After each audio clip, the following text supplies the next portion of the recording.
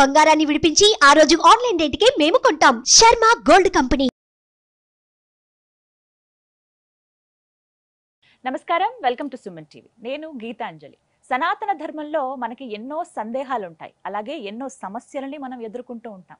వీటన్నింటికీ కూడా ఒక పరిష్కారం ఉంటుంది అని చెబుతారు. వాటిని నివృత్తి చేసేందుకు, మనకున్నటువంటి సందేహాలకి ఒక సమాధానం ఇచ్చేందుకు ప్రస్తుతం మనతో పాటు ఉన్నారు శ్రీ విద్యాపీఠం వ్యవస్థాపకులు. గత 45 సంవత్సరాలుగా శ్రీ విద్య ఉపాసన చేస్తూ ఎంతో మందికి మంత్రోపదేశం చేసిన శ్రీ గురు కరుణామయ్య గారు మనతో పాటు ఉన్నారు. గురుగారితో మాట్లాడి మరిన్ని విషయాలు తెలుసుకుందాం. గురుగారు నమస్కారం అండి. నమస్కారం. గురుగారు, మరొక ప్రశ్న ఏమిటంటే, పీసీఓడి సమస్యతో ఎంతో మంది ఆడపిల్లలు హాస్పిటల్లో చుట్టూ తిరుగుతున్నారండి. ఇక సంతానలేమి సమస్య ఏర్పడుతుంది దీనివల్ల. ఈ సమస్య కొంతమందిది అయితే, పీరియడ్ వచ్చినా కూడా హెవీ బ్లీడింగ్తో బాధపడేవాళ్ళు, అసలు బ్లీడింగ్ అవ్వక ఇబ్బంది పడేవాళ్ళు, ఇలా రకరకాలుగా ఉంటారు. ఏదో ఒక రకంగా వీటికి సంబంధించిన సమస్యలే ప్రతినిత్యం ఎవరో ఒకరు ఎదుర్కొంటూనే ఉంటారు. వీటికి ప్రధానమైన కారణాలు ముందు మాట్లాడుకుందామండి. వీటి నుంచి బయటపడే మార్గాలు కూడా వివరించండి. మంచి ప్రశ్న. ఆల్మోస్ట్ ఒక 40 to 50% ఆఫ్ ది లేడీస్ అనుభవించి ప్రశ్న అడిగారు. చాలా థ్యాంక్స్ మీరు అడిగినందుకు. నాకు దీని ద్వారా సహాయపడగలిగినందుకు నా అదృష్టం. దీన్ని హార్మోనల్ ఇంబ్యాలెన్స్ అని ఇంగ్లీష్ చెప్తారు. మెడికల్ టెర్మినాలజీలో ఎలా ఉన్నా సరే వాటిని కూడా కంట్రోల్ చేసి ఒక దేవత ఉంది. దీనికి ఒక ముందు ఉపోద్ఘాతం చెప్తారు. నేను రాజమండ్రిలో ఉన్నప్పుడు ఒకవాడు నా దగ్గరికి వచ్చారు.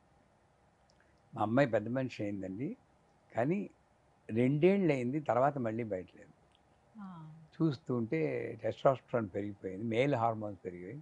అమ్మాయి రక్షించాలండి, నేను మంత్రం ఇస్తారా మీరు అడిగినట్లే అడిగారు. లేదని చెప్పొద్దు. చాలా ఎన్నేళ్ళ 15-20 ఏళ్ల క్రితం. అమ్మ ఉద్యోగానికి మంత్రం ఉంటుంది, పెళ్ళికి మంత్రం ఉంటుంది, నువ్వు అడిగిన ప్రశ్నకి మంత్రం ఏమైనా ఉంటుందా నాకు తెలియదమ్మా. కానీ నేను నమ్ముకున్న సిద్ధాంతం ఏంటంటే, ఒక ప్రశ్న అంటూ ఉంటే సమాధానం ఉంటుంది. నాకు తెలియదు కదా అని లేదని చెప్పలేను. నువ్వు అడిగేవి కనుక ఆవిడే చెప్తుంది సమాధానం. నువ్వు ప్రతి నెల సోమవారం నాడో ఏదో ఫోన్ చేయి, నాకేమైనా మెసేజ్ వస్తే చెప్తాను అన్నాను. ఆల్మోస్ట్ 3 months అయింది. లేదమ్మా. నేను కెనడా వెళ్ళిపోయాను. కెనడా వెళ్ళి టొరంటోలో ఓ రోజు ఖడ్గమాలు చదువుతున్నాను. కామేశ్వరి, వగమాలిని, నిత్యక్లిన్న, భేరుండ, వకివాసిని, మహావజ్రేశ్వరి అలా వెళ్తుంది. అవును, అది ఎన్నో సంవత్సరాలను చదువుతున్నాను. ఆ ఒక్కరోజు మాత్రం కామేశ్వరి, వగమాలిని, నిత్యక్లిన్న, నిరుపమ, నిర్వాణ సుఖదాయని అని లలితా సహస్రనామంకి వచ్చేస్తున్నాను.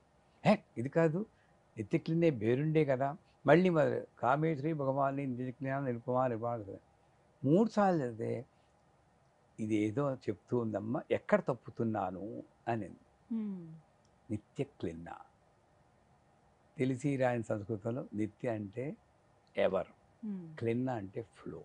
ఓ మై గాడ్, ఇదే మంత్రం ఫ్లో కంట్రోల్ చేసేదని అప్పటికప్పుడు రాజమండ్రి ఫోన్ చేసి రాసుకోండి మంత్రం అన్నాం.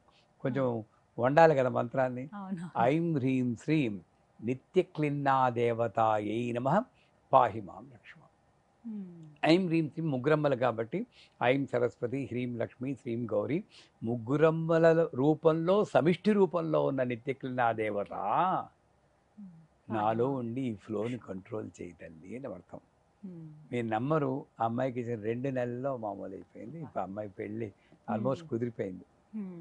అద్భుతమైన మంత్రం ఇది. మీరన్న సమస్యలు, irregular periods, excessive bleeding, hormonal imbalance, కాకపోతే మ్యాక్సిమం చేస్తూ ఉండాలి. ఎన్నిసార్లు చేయాలని వాళ్ళు అడగకూడదు, చేస్తూ ఉండాలి. ప్రాబ్లం పెద్దదైతే ప్రాబ్లం ఎన్ని రోజులు చేయాలి, సమస్య తీరేదాకా చేయాలి. తీరేక కూడా మానేసేయచ్చు. నిత్యం ఎప్పుడు ఐం హ్రీం శ్రీం, ఐం హ్రీం క్లీం, క్లీం కాదు, క్లీం అనేది ఫ్లో మంత్రం. ఐం హ్రీం క్లీం నిత్యక్లిన్నా దేవతాయై నమః పాహి మాం రక్షమ. మళ్ళీ ఒకసారి చెప్తాను. ఐం హ్రీం క్లీం నిత్యక్లిన్నా దేవతాయై నమః పాహి మాం రక్షమ. ఇది స్నానం చేసి, స్నానం చేయకుండా, అన్నం తిని, నాన్ వెజిటేరియన్, ఇవన్నీ డౌట్లు ఉంటాయి కదా మన వాళ్ళకి. ఎలా ఉన్నా చదివితే అతి త్వరలోనే ఆ ప్రాబ్లం నుండి సాల్వ్ అవుతుంది. అలా సాల్వ్ అయిన వాళ్ళు మళ్ళీ మీ ఛానల్ చెప్పి 10 మందికి తెలిసేలా చేస్తే వాళ్ళకి ఇన్స్పిరేషన్ వచ్చి ప్రతి ఒక్కళ్ళు చేయడానికి. అటు దైవికంగానూ ఉంటుంది, ఆరోగ్య సమస్య కూడా తగ్గుతుంది.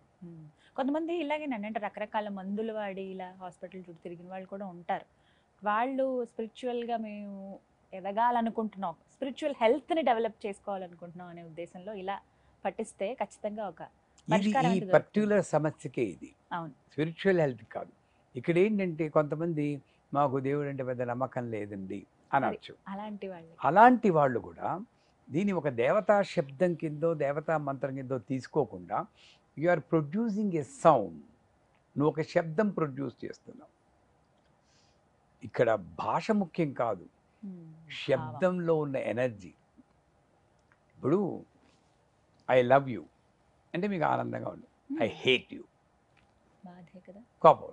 ఎందుకు? హా ఇక్కడి నుండి వచ్చింది. ఇక్కడి నుండి వచ్చి ప్రతి శబ్దము తామసికమే. అందుకే కొన్ని కంట్రీస్లో ప్రతి శబ్దము ఇక్కడ నుండి వస్తుంది. ఆ కంట్రీలో రాళ్ళు వేసుకొని చంపేస్తూ ఉంటారు. దయా దాక్షిణ్యం ఉండదు. ఎందుకంటే మోస్ట్ ఆఫ్ ద వాళ్ళ భాష ఇక్కడ నుండి వచ్చింది. అందుచేత ఈ యొక్క పర్టికులర్ దీన్ని ఒక శబ్దపరంగా తీసుకుని చేసినా కూడా భగవంతుడంటే వారి నాకు మీకు నమ్మకం ఉండదు. నమ్మకం లేని వాళ్ళు కూడా శబ్దపరంగా ఒక శక్తి తీసుకుని అనుకుని ఆ వాళ్ళని రక్షించుకుంటే వాళ్ళు తరించి ఇంకోళ్ళని తరింపజేసిన వాడు అవుతారు. ఖచ్చితంగా ఈ సమస్య నుంచి అయితే బయటపడతారంటారు. చక్కగా వివరించారు గురుగారు. నమస్కారం అండి.